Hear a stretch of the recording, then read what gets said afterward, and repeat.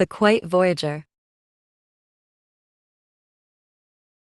The gentle hum of an engine vibrated beneath Silas's feet as he leaned back in the driver's seat of his old cargo ship, the Horizon. It wasn't a flashy vessel or particularly fast, but it was reliable, much like Silas himself. Silas had never been one for large crowds or bustling cities. A man of few words, he spent most of his life traversing the edges of space, ferrying supplies to small colonies and outposts far from the reach of the major trade routes. His graying hair and weathered face bore the marks of years spent in isolation, but his dark eyes sparkled with quiet contentment. Out here, he was free from the noise, free from expectations. Something about the vastness of space had always called to him. He wasn't running from anything in particular. He simply found solace in the quiet void between stars. His ship was his home, the stars his companions. He often joked that the distant galaxies were the only ones who truly understood him. Today, he was en route to a small mining station on a desolate moon.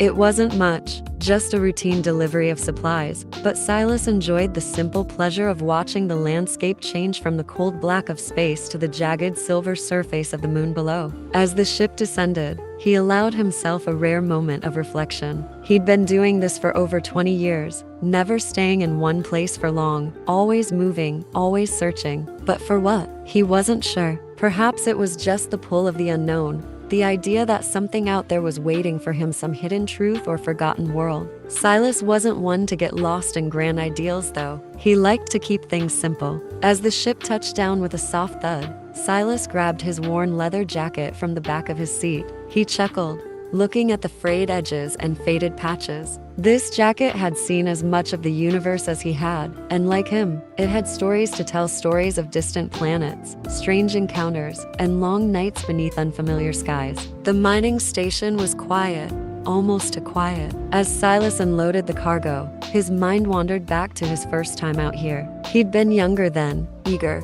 a little more reckless. Now, he preferred the steady rhythm of routine, the predictability of the stars. After a few hours of unloading, Silas made his way back to his ship. The air outside was still, the stars above twinkling like tiny beacons of light. He took a deep breath, letting the cold air fill his lungs, then looked up at the sky. "Guess it's just you and me again," he muttered softly to the stars. And with that, Silas boarded the Horizon, the hum of the engine starting up again as he set course for his next destination, wherever that might be.